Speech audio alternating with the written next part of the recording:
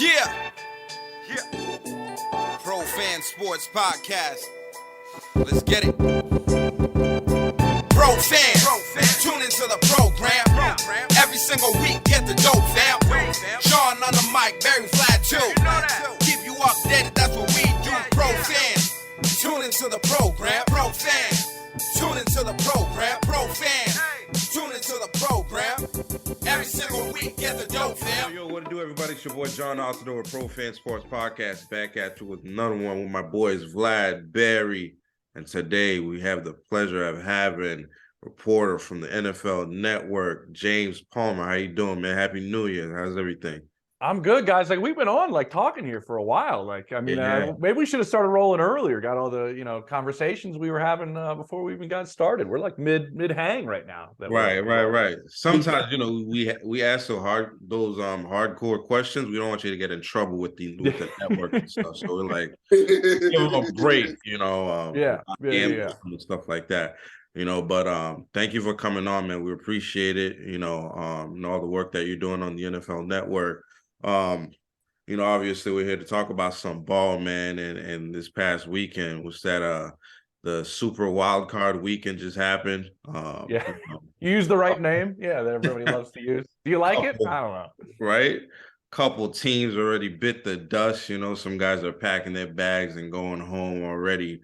What would you think about the initial games that just happened? The first thing was, there were a couple of times in these games where we went in with, John, a lot of expectations, right, about how these games were going to go. And that's why I think we all love the NFL playoffs, and that's why it's the most watched stuff on television, because, I don't think anybody thought the first half between Seattle and San Francisco was going to go down that way, that Seattle was going to hang that way. I did the last game that those two played in Seattle, and it wasn't entirely close. We can talk at length about that Niner defense and Brock Purdy. It's just an awesome story to watch the way that group ends. But then the second half, that game kind of played out the way we all kind of thought it was going to. Obviously, the one that we were all surprised by was Jacksonville. When you turn the football over the way Trevor Lawrence did in the first half, I know everybody's going to say, the Chargers are going to Charger. But, I think that game, honestly, for me, was more indicative of two people. And that's Trevor Lawrence's makeup, who, playing in his first ever postseason game, you could tell, the level of college football he played and the stage he was on. It didn't faze him at all. I think that shows you the type of pro he is, for making those mistakes in the first half and then going and playing the way he did after that. I think that showed a lot of people that don't get to see the Jaguars, let's be honest, play very often, because they don't on national television. They're the Thursday night game they have to play, and that's about it usually. So I think a lot of America got to see kind of the makeup of Trevor Lawrence, and two, the type of stones Doug Peterson has. We saw it in the 2017 Super Bowl run. We saw it with the Philly special and against the Patriots in the Super Bowl. Just the guy will go for it at any time. But the way he changed the culture of that team, I was down there a bunch last year with Urban Meyer, and he had a lot of work to do. That game was out of this world. The Dolphins actually had a chance, legitimately had a chance with Skylar Thompson. And Dan Orlovsky did something I think everybody should watch on Twitter, how hard it is to call plays. I think he put it out today, that there's just so much more into it than you think. I know everybody was pulling their hair out, myself included, at some of the clock issues that Miami had, but they were legitimately in it, and we can get into that. Gives me some concerns about Buffalo.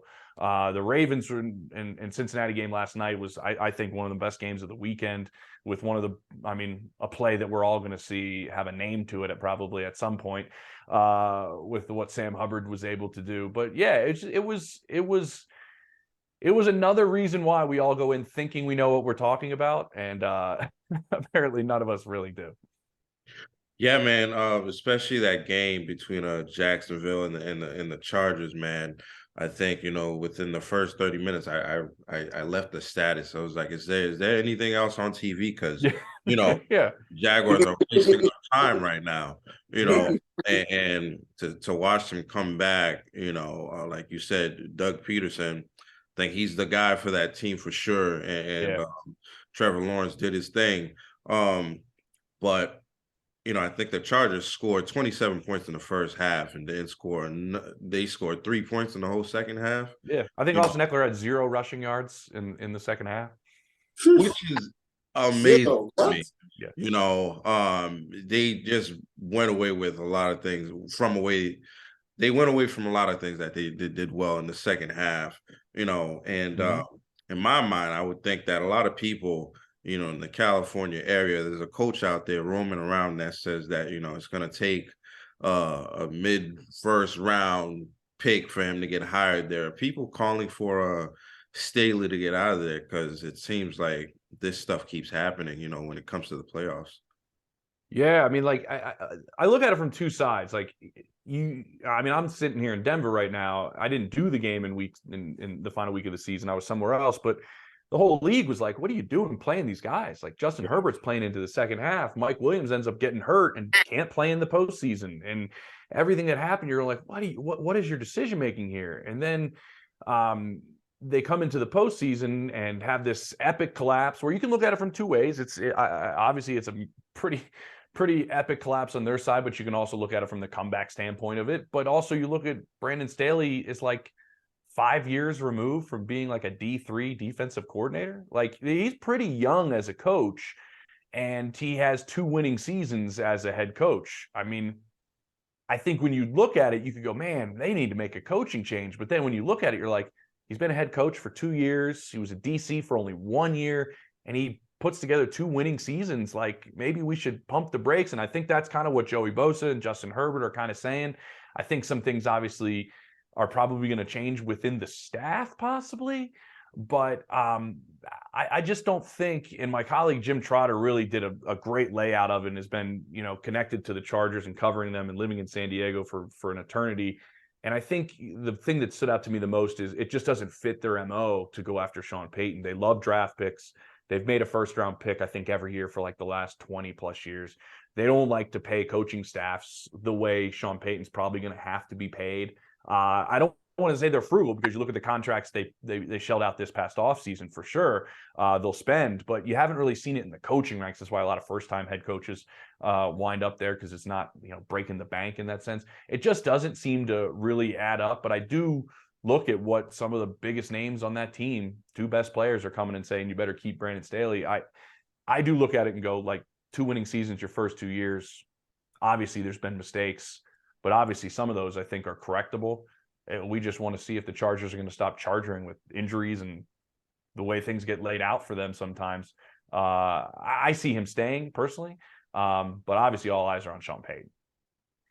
Absolutely, man. And great games overall, man, this weekend. I think you mentioned the game between Cincinnati and the Ravens.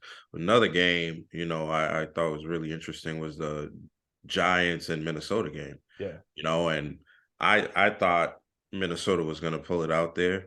And the Giants, why not? They win every one-score game, right? And you took care of business. What do you think about Brian Dable and the job he's been able to come in and do, especially with Daniel Jones, at the helm over there? We thought that guy was trash, for lack of better words, under Joe Judge, and now the guy, I think they went away from the run last night, and he won the game.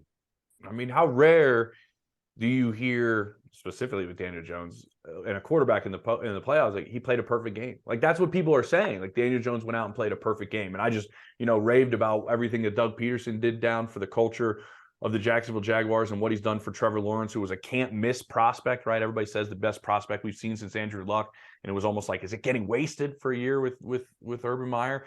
And you look at what Brian Dable did, he's probably going to win Coach of the Year over Doug Peterson. I'd throw Kyle Shanahan in there as well, and maybe Nick Sirianni gets a little love, but everybody assumes it's going to be Brian Dable because if you go and look at the way that they played in that game, I'll get to Daniel Jones in a second, but I did that last game of the season in Philadelphia between the Giants and the Eagles.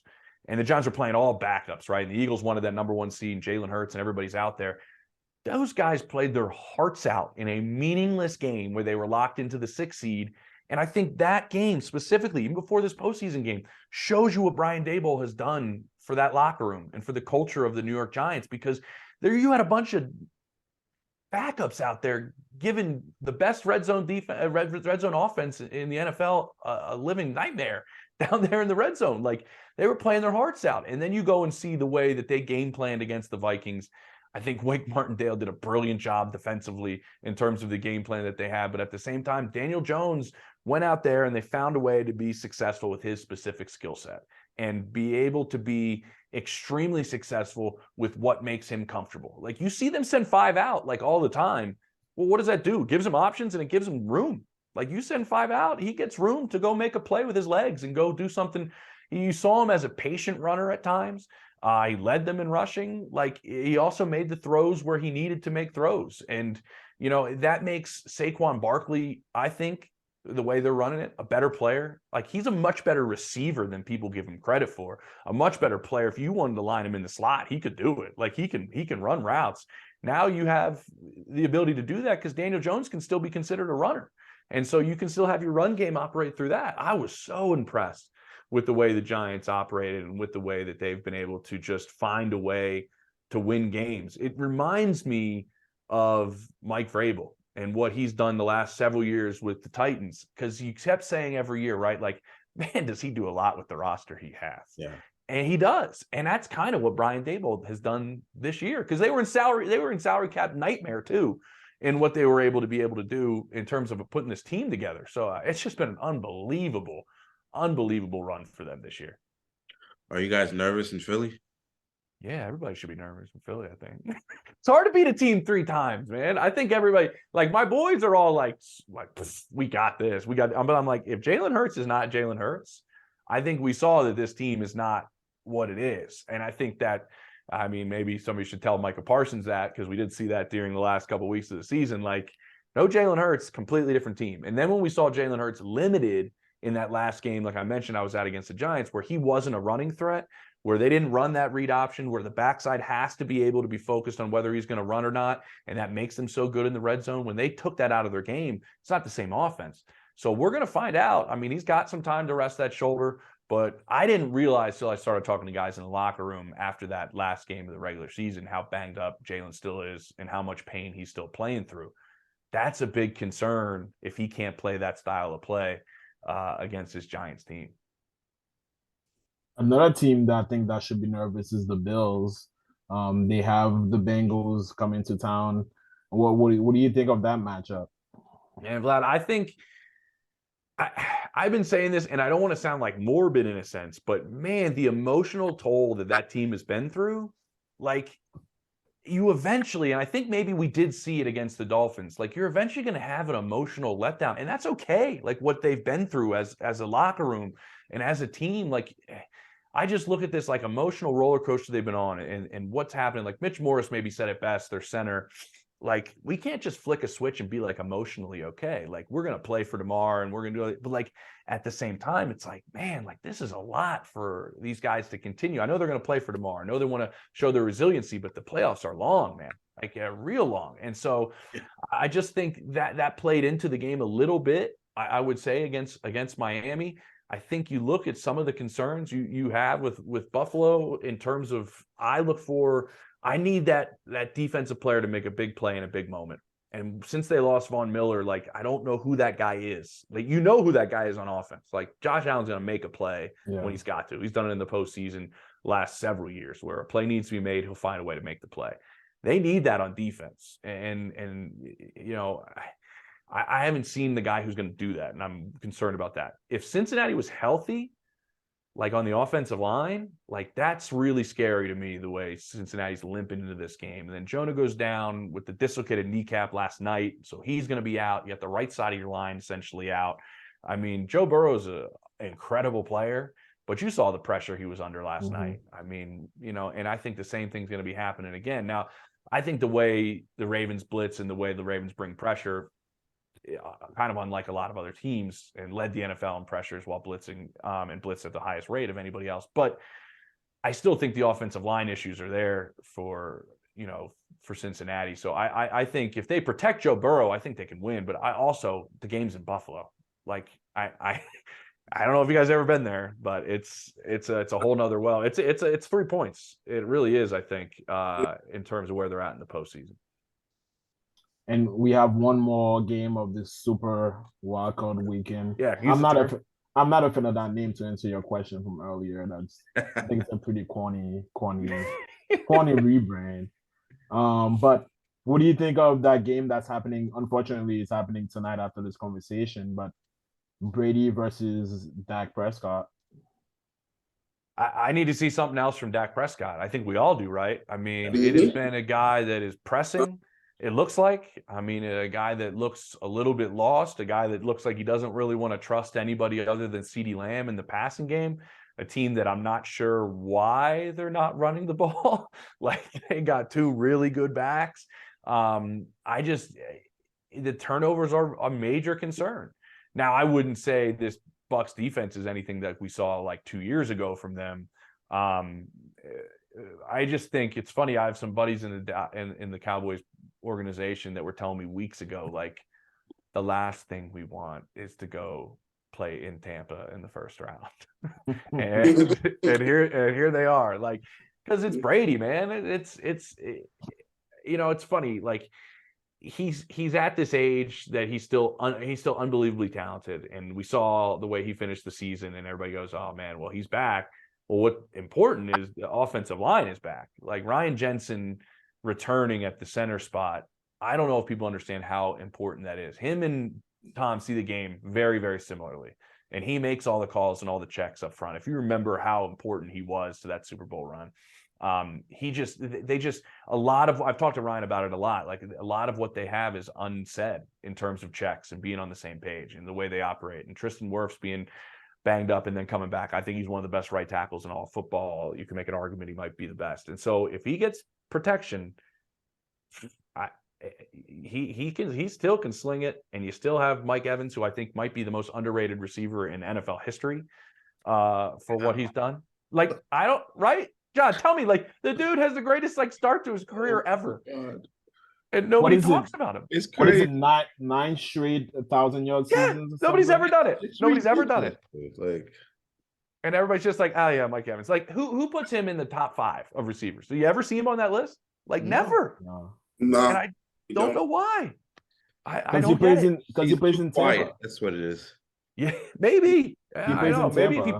Maybe he played in New York or something, or Boston or Philly or something. I don't know, but like, and then you still have Chris Godwin, who's a fantastic player, and Leonard Fournette always seems to turn it on in the postseason. So I mean, you need to see. I think Dak, it all rests on Dak to go back to the beginning part of it. Yeah, no, it certainly does, and I'm definitely interested in looking forward to that game tonight. That should be an intriguing matchup between those two teams. But I wanted to ask you, James, about the Lamar Jackson situation in Baltimore, and what your thoughts on that, and will they be able to re-sign him to a long-term deal? How do you think that situation ends up playing out for the Ravens and Lamar Jackson? Barry, you like popcorn? Love popcorn. Yeah, I like popcorn too. We're all about to get our popcorn and watch this ready. Go on all off the popcorn ready, T.O. Because I think the way this is finished is, like, let's just weigh it factually, right? Like, Lamar comes out with this statement about his injury, which I'm not sure if it was necessary or he felt it was necessary. Did the organization think it was necessary? He's not there last night. Like, this is a PCL sprain. Like, this is just my 2 cents. I'm assuming they didn't say, don't be there. You're a distraction. But, like, they run the same offense with Snoop running it than they do with Lamar running it. Just my 2 cents would be, don't you think he would be helpful on the sideline in some capacity, watching the game, telling Snoop in between series what he's seeing, look for this. He knows the system better than anybody else. And it's a unique system. So it's unlike anything else you run. So and just not being there to support his team, to being there to help, his quarterback, it's weird. The cryptic Instagram message on Mondays is strange. And to me, I think a lot of it lines up, and I heard Sean Payton say it, and he knows a lot of guys in that building really, really well. He said, I think he's playing somewhere else next year. He said that on Fox on Sunday. I think he's playing with another organization. Now, that's Sean Payton's words, Now, what can happen usually when things get really testy like this, we saw with Kyler Murray, right? That Super Bowl week. Funny story, we were eating dinner and we saw Kyler Murray like across the restaurant, and we were all like, man, should we go talk to him and ask him what's happening? Like, should we go like ask him? Because it was, remember, he was sending out like Instagram stuff, unfollowed the Cardinals on Instagram, all that stuff. What usually happens, either things part ways when all that stuff kind of happens, and we're seeing that with the Ravens and Lamar, or like that's how everybody gets kind of fed up and a deal gets done. Like, and you saw that with Arizona. The interesting part about this is like the Deshaun Watson contract threw this for a loop, right? Because of the guarantee of the entire contract. And then it was when Lamar was negotiating, and that kind of changed the landscape of what quarterbacks thought they should get. That's an outlier. And then being his own agent, like if they're contentious now, I mean, I don't know if any of you guys have had to negotiate your salary with your employer. Like, all they're going to tell you is you're terrible, like to your face. And that's why you have that agent as like a buffer zone. So like, they're going to tell him they don't need him. He's going to have to take that personally because he's representing himself. So those things you would say to an agent about blank, blank, and blank of why you may not believe them, but you're just trying to get the price down. He has to listen to that face to face, like, because he's repping himself. So like I said, Barry, hey, your popcorn ready, because this is turned into something completely different than what we thought at the beginning of the season. What's your favorite team for him to land on if they part ways?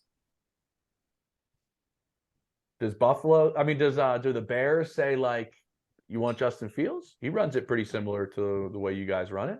We'll take Lamar off your hands. Like, I mean, that's just like a thought. I mean, just I'm thinking of, because the problem is, Vlad, like if he doesn't play there, the entire offense is designed for his skill set. This isn't a plug and a play new quarterback in and go, hey, this is how we do it. Like, no, this is designed specifically for the way Lamar plays the position, which is unbelievable at times.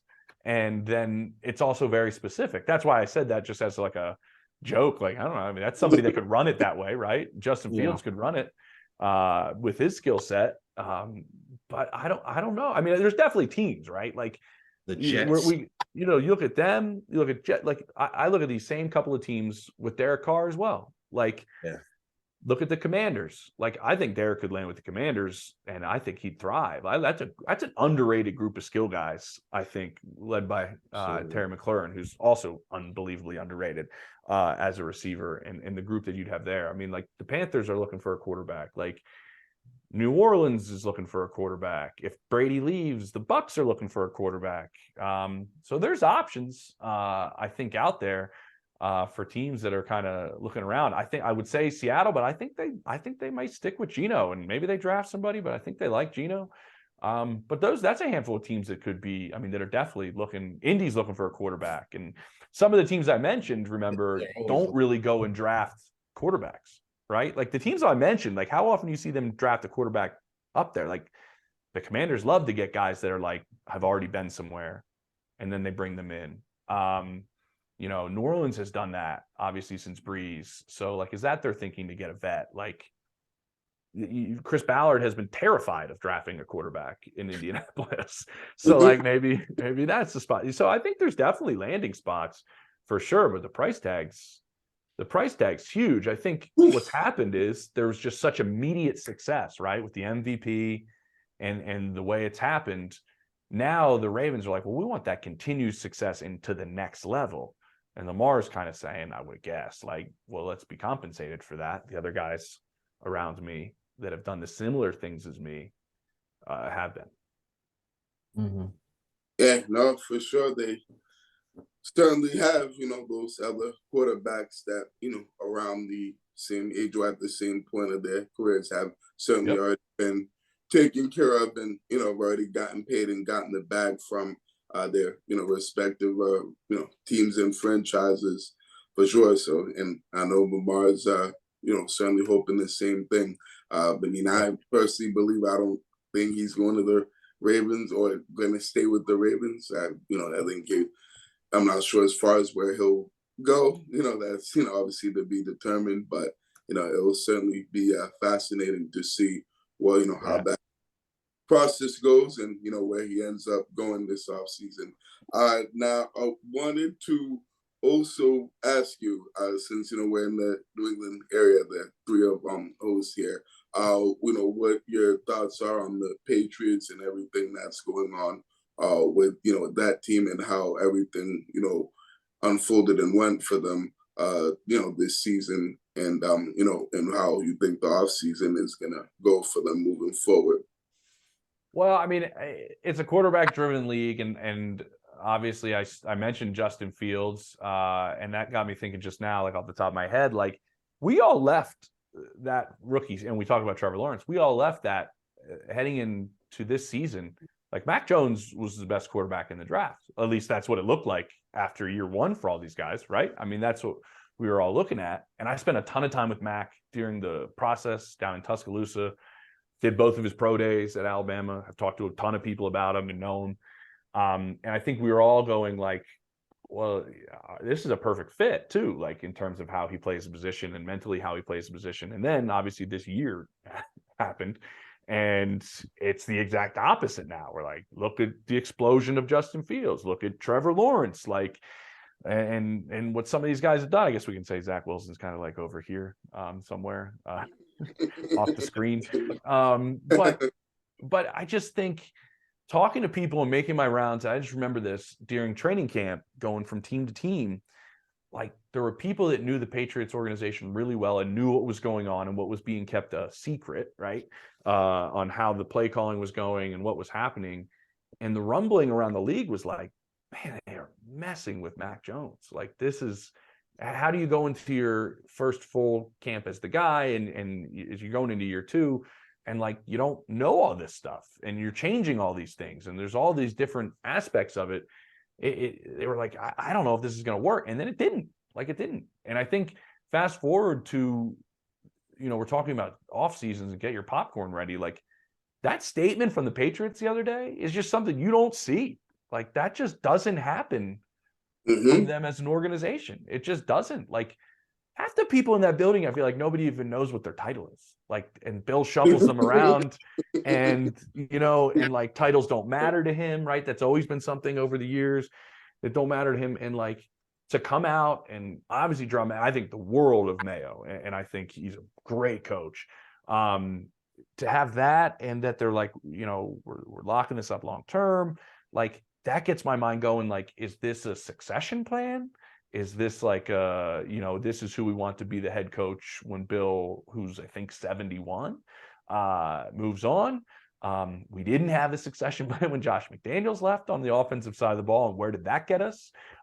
So maybe we need to have something in place. I do feel like that probably came from Robert Kraft. Doesn't it just have that feeling of like, we're not letting Geronimo leave? Like, we're going to find a way. And also, you have to give him the title, right? Or else he can interview for these DC jobs if he doesn't have a DC job title. So, like, I do find it very different from what we've seen over the years from this organization.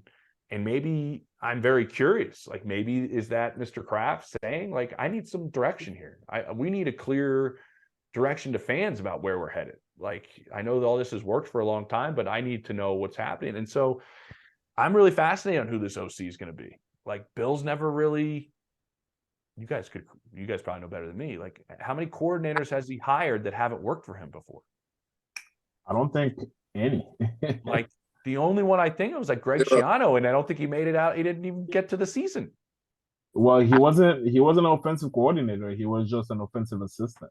Okay, yeah, and he didn't even get out. Like, he ended up walking away. I think it was personal reasons or something. Yeah, the players didn't like him or something like that. He had to go. Yeah. So, from history, it's going to tell you that somebody that Bill knows, I would think, that would come into that offensive coordinator spot. I think we all thought Cliff was like, Kingsbury was an option, but apparently he's like off in Thailand, not coming back. So he's out.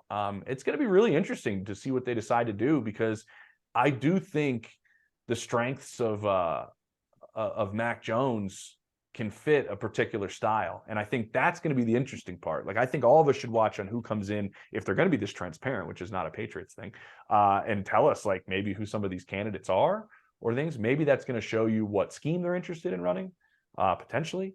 or what they're looking at, or just picking some brains. I don't know. I think there could be some telling aspects of who they're looking at, but I do think like Mac's mental ability, if you shoot him straight, he can handle anything. I just think there's been spots too that have like underperformed on that side of the ball. Like you got massive contracts at tight end, and you have a receiver group that's underperformed, an offensive line that's had issues. So I mean, it's a task on that side of the ball for sure. I think what makes it interesting to me is, just like you said, Bill is going to hire somebody that has coached with him before, somebody that he knows. So what's the point of these interviews really?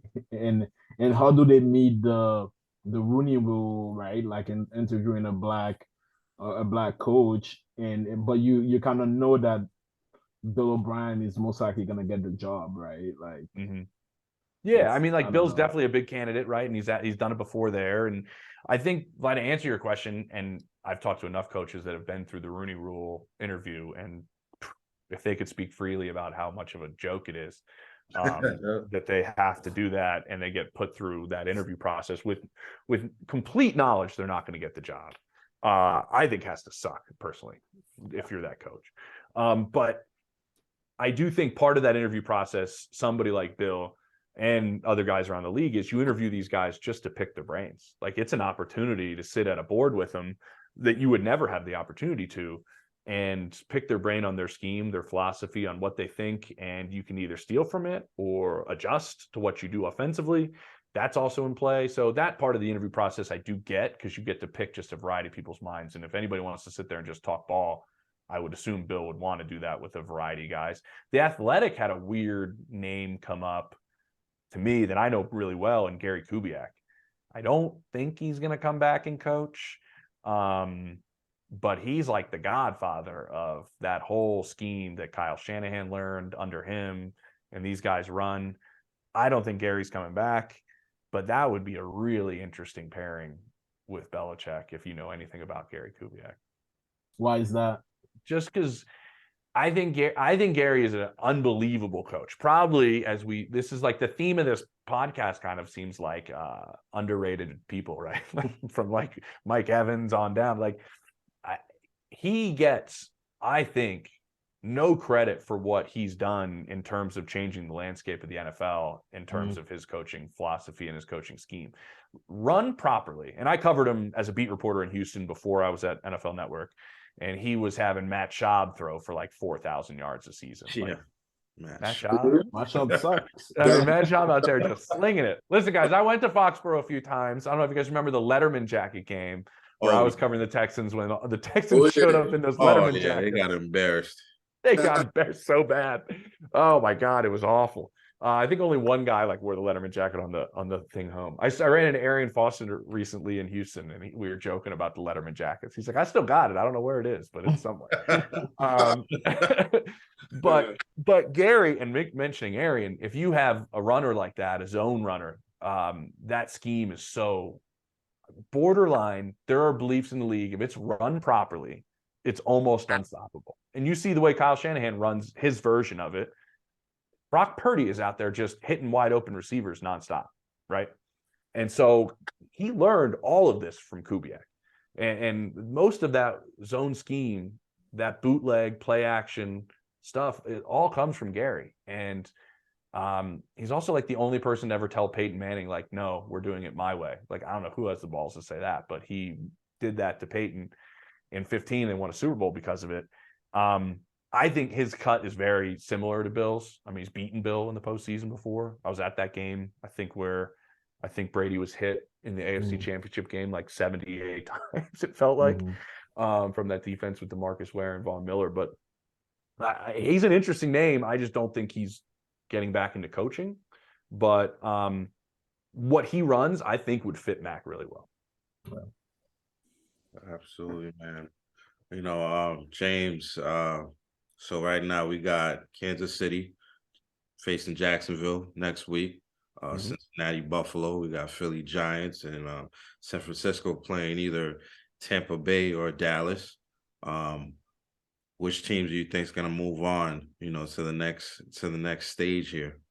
All right, I'll be at KC and Jacksonville. I think this was a great story last week, but I think it comes to an end there.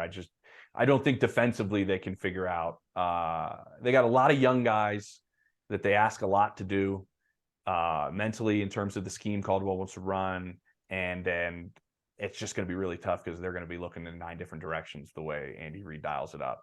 And the defense is finally starting to play a little bit better in Kansas City. So Kansas City's going to win that game, I think. And then Buffalo and Cincinnati, man, like we kind of talked about a little bit earlier, right? Like I think they both are not playing their best football. Like Kansas City's coming in probably playing their best football. Those two teams are not. But I think just the offensive line issues with Cincinnati are going to be too much of a problem. And I think Josh is going to put up points. So I would think the Bills, I'll pick the Bills there. I'm picking the Niners no matter who wins this game. I think we're all kind of like in love with the Niners this year. Like just with the way Brock Purdy's playing, Kyle Shanahan, the way he's coaching them up on that side of the ball, it's probably the most fun group of skill players in the NFL to watch. They're the most interchangeable, the most versatile. They all play like 3 positions. It's a blast. And the defense is like just, I mean, the only word that comes to mind is violent. Like they're just unbelievably violent, led by, Greenlaw and Fred Warner. So I think the Niners will beat whoever they end up playing. And Giants and Philly, I think we'll see really early. If it's a healthy Jalen Hurts, Philly wins. If Jalen Hurts is limited in any capacity, I think Giants have a pretty good chance. Okay, so we got a game in Atlanta after I'll be there if right? it happens there. Yeah. And ultimately, I know you're probably not in the prediction game. Who do you think makes it to the big dance? I think it's just the offense is so unstoppable in Kansas City right now. And Steve Spagnuolo has done this before, right? Over the last few years. It's been, can we just be good enough?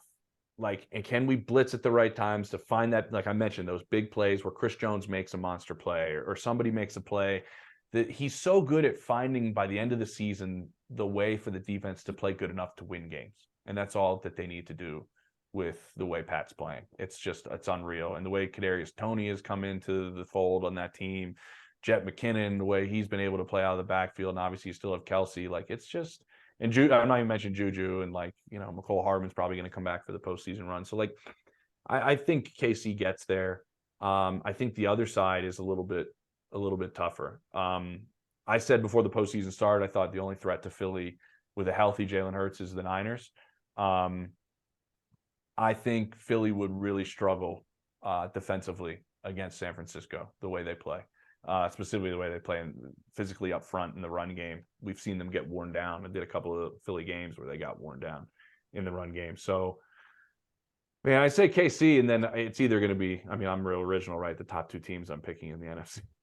But it's one of those 2. But I think really it's going to come down to how healthy Jalen Hurts is. If he can run people over in that physical game, the short yardage game's unstoppable. Like anything 2 yards and in, that dude's getting, like, right? They're getting it. So they just find a way to stay on the field, and if he plays that way, and we'll see if he can.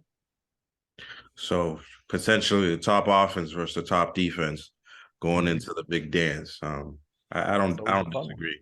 Anybody got a last questions to James? No. Yeah, you don't got a last question? Wow. Go ahead, John. Fire one more of them. Wow. I guess the last question I didn't ask was so we got Brock Purdy doing his thing over there. You got Trey Lance, who got injured to open the door for this guy. And then you got the GOAT, who's always wants to go back home. Always goes to, wants to go back home. If the Niners make it to the game, would you still entertain that? I don't know. I mean, obviously, I think John Lynch has done a really good job. And I'll be honest, I didn't think he was going to be a great general manager. All of a sudden, he comes out of nowhere, and everybody's like, John Lynch is going to be the GM. And they don't care about swinging big. So that makes you go, well, they would probably do it. But if Brock Purdy takes you to the Super Bowl, how do you not start next season with Brock Purdy? And I think that tells me something about John Lynch and the Niners organization, to where how many teams would just be absolutely destroyed if you move on from a 3rd overall pick. And you gave up 2 1s to get that pick. And they're not fazed by it. The roster's not fazed by it. Front office isn't fazed by it. Like, they don't seem to care. And so I don't think you could make that run and not go into the season with Brock Purdy as your starting quarterback. And I think what we all have seen from the first Russell Wilson run in Seattle is when you have the financial ability, when you have that contract at the quarterback position to do whatever you'd like, and we know they got guys that are highly paid, that's a huge burden not to have. Now, Brady has never been, ever, you guys know this, never been near the top in terms of pay. Never. So it's not like he's going to come in and demand an Aaron Rodgers $50 million deal. That's just not going to happen. So he wouldn't break your bank in that sense. But man, wouldn't it be wild if it was like, we're signing Brady but we still have Brock Purdy, and he's going to be just taking all the 2 reps behind Brady right after he took him to the Super Bowl. Like, I don't know. That seems a bit wild to me. Yeah. But Brock does everything right. Like, he does exactly what Kyle wants him to do. And he plays the position like a vet. And like I said, with the way the team's built, he doesn't have to do a ton. He just doesn't fuck up.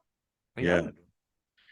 I think he's already thrown as many touchdowns as Jimmy Garoppolo has, in his short term in the playoffs with the San Francisco 49ers. Yeah, man. But James, man, thank you so much for coming on Pro Fan Sports, man. I told you didn't have to study for anything that we're going to talk about. And you guys didn't see before. I was grinding. Yeah, I was grinding early, making calls, doing everything. Hey, man, thank you so much for coming on. We really thank you guys for having me. John, Barry, Vlad, appreciate it. Absolutely, man. You're the big dog, so you're doing us a favor, man. So you're always welcome to come on the show, man. And we love what you do. We're gonna keep watching you on the NFL Network. Killing it. So you have a good night, man. Appreciate it. You guys too. Enjoy the game, huh? Yeah, yes, sir. Yeah, same thing. Yeah, same to you, man. Thank you so much. Thanks for coming up. It was great to meet you. Nice to meet you guys. Yeah, good chopping it up. We'll definitely have to bring you back on here soon to, chop it up another time, right? Anytime, if Philly gets on, you have to come back, man. Let's do that. Let's do that. If they come back, we'll talk about that. All right, James. Appreciate it, guys. All right, James, thank you, man. Appreciate it. Man. You guys be well. You too. Have a good night. Enjoy the rest of the playoffs. Thank you. Awesome. That was definitely an awesome interview with the NFL Network's James Palmer. Make sure you guys are following him on social media.